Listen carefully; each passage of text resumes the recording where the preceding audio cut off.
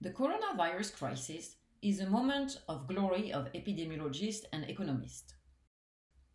They are trying to measure the extent to which we are winning the war against the virus.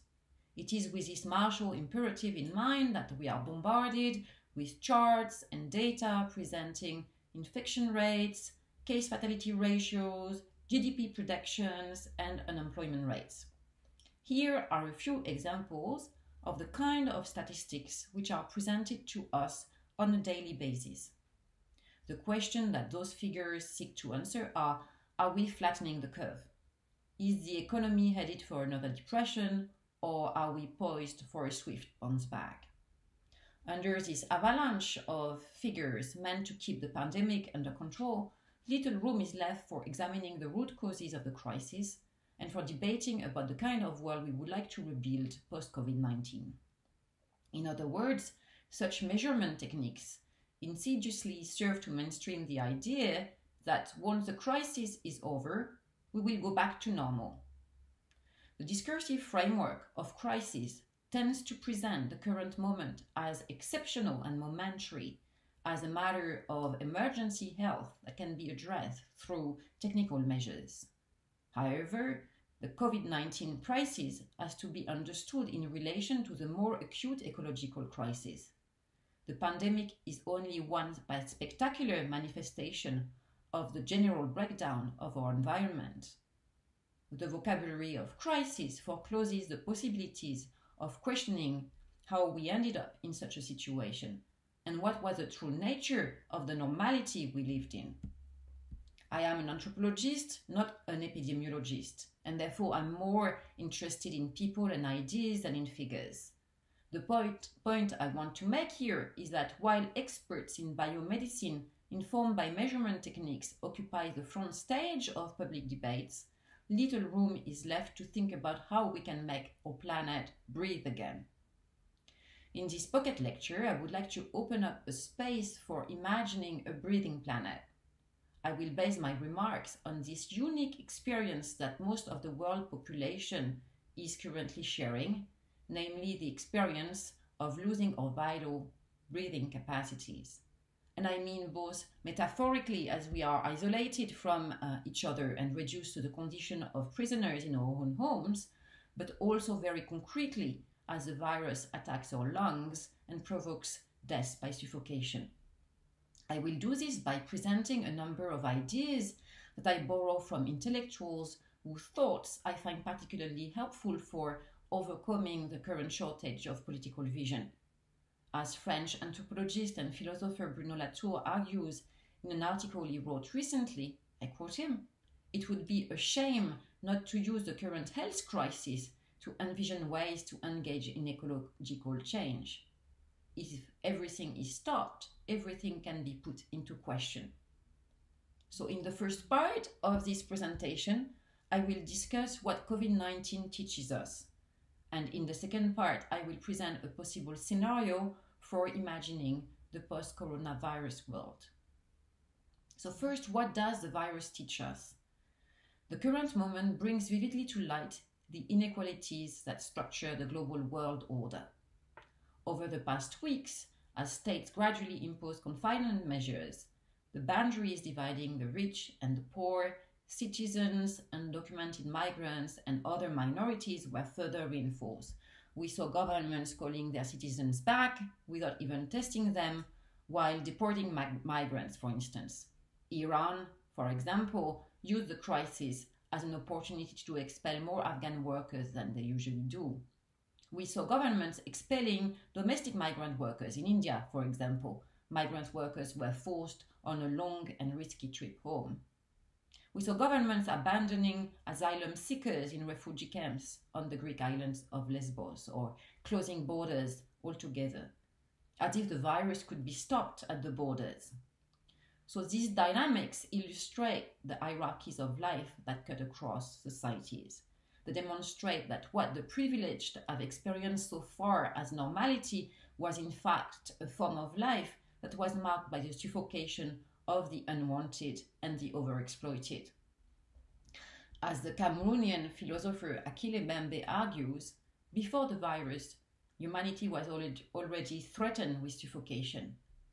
He explained that if there is to be a war, it must be not so much against a particular virus as against everything that condemns the greater part of humanity to premature cessation of breathing.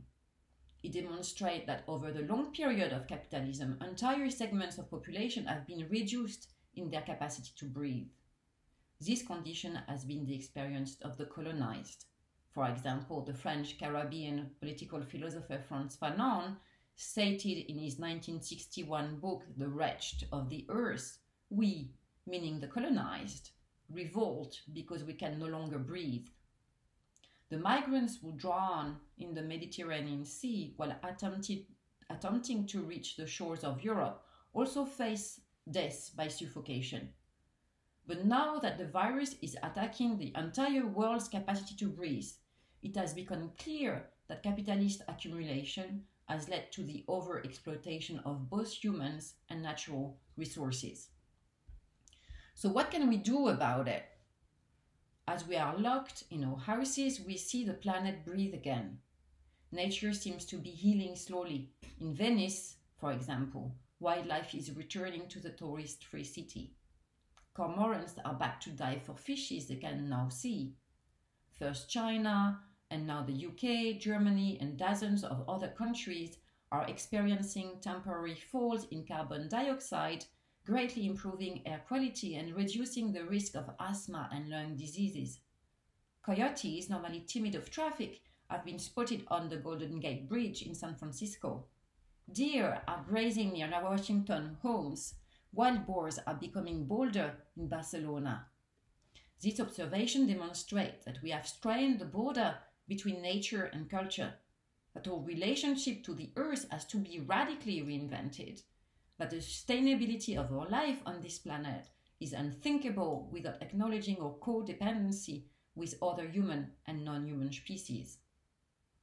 If we do not want to return to the abnormal condition in which we lived prior to COVID-19, it is therefore a matter of urgency to become earth protectors, in the same way as the indigenous communities of Standing Rock define themselves as water protectors instead of mere protesters for the cause of the environment. This form of radical care, that is to say, this form of collective care attentive to the inequalities that characterize our current social landscape, represent a kind of care that can radically remake worlds beyond those offered by the neoliberal state. In short, the ecological question has to be intertwined with the social question. We need to reinvent the meaning of living together at the very moment when we are forced to stay at home and maintain a distance from our fellow humans. We have to do this when cohabitation is presented as a factor of contamination, when we are enticed to consider our neighbors as potential plague spreaders, and when our social interactions are reduced to a mere cheering of health workers on our balconies at 9 p.m. each night. Creating this sense of the common while we are separated from each other is a real challenge, and yet, as environmental activists have taught us, there is no planet B. Here, the analogy that the Italian philosopher Roberto Esposito makes between immunity and community, and his exploration of the relationship between human bodies and society may be a source of inspiration. Esposito considers immunization as the constitutive force of our modern political system. He presents a modern society obsessed with security, which seeks to protect itself against all possible risk, real or imagined, embodied by the existence of others. It is the ambivalence of the immune function that Esposito points out, an ambivalence that is probably the ambivalence of all forms of protection. It prolongs life, but what kind of life, when openness to other and to contingency is denied as a deadly risk? One way to overcome the danger of this atomized form of life, according to Esposito, is to reject the immunity paradigm partly. In refuting this paradigm, Esposito takes the term community back to its etymological Latin root of munus, which means duty or gift. The community is always in the making. it is our duty to make it flourish by nurturing an environment where instability, openness, and permanent exposure to others are constitutive elements. As we build our immunity by learning how to live with the virus and by accepting to be partly contaminated by it, the common can only be realized by finding ways to peacefully cohabit with others. Like the individual body, the collective body can be immunized from the perceived danger only by allowing a little of what threatens it to enter its protective boundaries. Esposito's immunity metaphor finds an echo in Bruno Latour's recent suggestion that we need to identify barrier gestures not against the virus only, but rather against a return to the pre-crisis system of production. This will necessarily involve finding ways of recomposing a habitable Earth, offering everyone the possibility of a breathable life. That is to say, finding ways of cohabiting more equally with other human and non-human species.